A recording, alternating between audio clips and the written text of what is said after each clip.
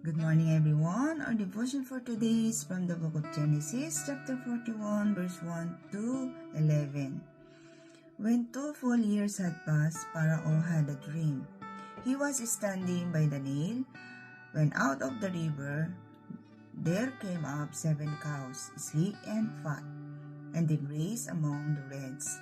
After them, 7 other cows, ugly and gaunt, came up of the Nile and stood beside those who on the river bank. And the cows that were ugly and gaunt ate up the 7 sleek fat cows. Then Pharaoh waked up. He fell asleep again and had a second dream. 7 heads grain, healthy and good, were growing on a single stalk. After them, 7 others head and of grain sprouted, thin and scorched by the east wind. The 10 heads of grain swallowed up the 7 healthy full heads. Then Pharaoh waked up.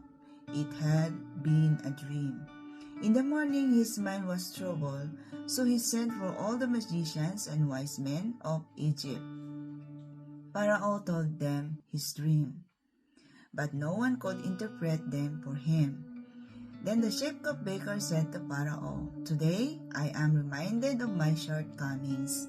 Pharaoh was one angry with his servants, and he imprisoned me and the chief baker in the house of the captain of the guard. Amen. Good evening, everyone. My devotion for today is from Genesis chapter 41, verse 12 to 23. Now a young Hebrew was there with us, a servant of a captain of the guard. We told him our dreams, and he interpreted them for us, giving each man the interpretation of his dream, and things turned out exactly as he interpreted them for us. I was restored to my position, and the other man was impaled. So Pharaoh sent for Joseph, and he was quickly brought from the dungeon. When he had shaved and changed his clothes, he came before Pharaoh.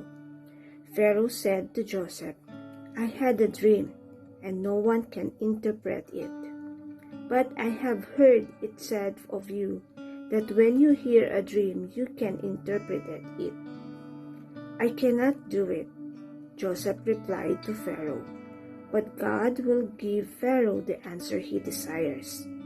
Then Pharaoh said to Joseph, "In my dream, I was standing on the bank of the Nile, when out of the river there came up 7 cows, fat and sleek, and they grazed among the reeds. After them, 7 other cows came up, scrawny and very ugly and lean. I had never seen such an ugly cows in all the land of Egypt. The lean, ugly cows ate up the 7 fat cows that came up first. But even after they ate them, no one could tell that they had done, so they looked just as ugly as before. Then I woke up. In my dream, I saw 7 heads of grain, full and good, growing on a single stalk. After them, 7 other heads sprouted, withered and thin and scorched by the east wind. The word of the God. Amen. A blessed morning po muli sa ating lahat, and our devotion for today is found in the book of Genesis, the first book in the Bible, chapter 41, verses 24 to 35. And it says, "And the thin ears swallowed up the 7 good ears, and I told it to the magicians, but there were no one who could explain it to me."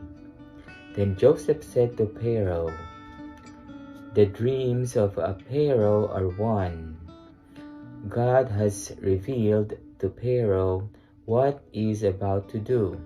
The 7 good cows are 7 years, and the 7 good ears are 7 years. The dreams are one. The 7 lean and ugly cows that came up after them are 7 years, and the 7 empty ears, blighted by the east wind, are also 7 years of famine. It is as I told Pharaoh. God has shown to Pharaoh what is about to do. There will come 7 years of great plenty throughout all the land of Egypt. But after them there will arise 7 years of famine, and all the plenty will be forgotten in the land of Egypt. The famine will consume the land, and the plenty will be unknown in the land by reason of the famine that will follow, for it will be very severe. And the doubling of Pharaoh's dream means that the things is fixed by God, and God will shortly bring it about. Now, therefore, let Pharaoh select a discerning and wise man, and set him over the land of Egypt.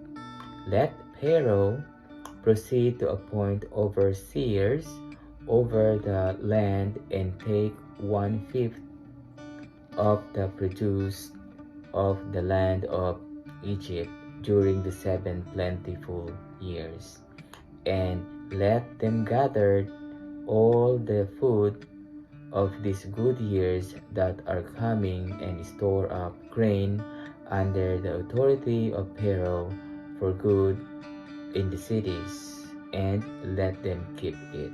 And this is the word of the Lord. Amen. A blessed day, everyone. Our reading for today is from the book of Genesis, chapter 41. Joseph made ruler of Egypt. We're in verse 36 to 46, and here is the scriptures. That way there will be enough to eat when the 7 years of famine come to the land of Egypt. Otherwise, this famine will destroy the land. Joseph's suggestions were well received by the Pharaoh and his officials. So Pharaoh asked his officials, "Can we find anyone else like this man, so obviously filled with the Spirit of God?" Then Pharaoh said to Joseph, "Since God has revealed the meaning of the dreams to you, clearly no one else is as intelligent or wise as you are. You will be in charge of my court, and all my people will take orders from you.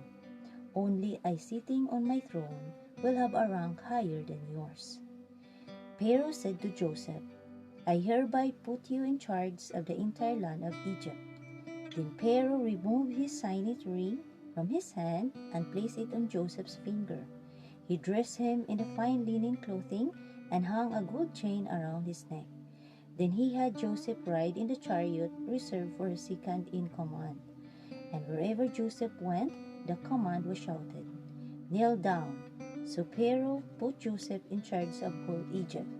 And Pharaoh said to him, "I am Pharaoh, but no one will lift a hand or foot in the entire land of Egypt without your approval."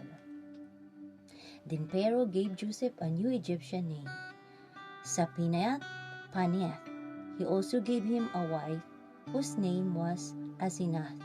She was the daughter of Potiphera, the priest of On.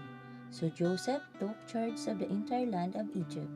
He was 30 years old when he began serving in the court of Pharaoh, the king of Egypt. And when Joseph left Pharaoh's presence, he inspected the entire land of Egypt. Amen. A blessed day, everyone. My devotion for today is from the book of Genesis, chapter 41, verses 47 to 57. And it says, "During the 7 years of abundance, the land produced plentifully.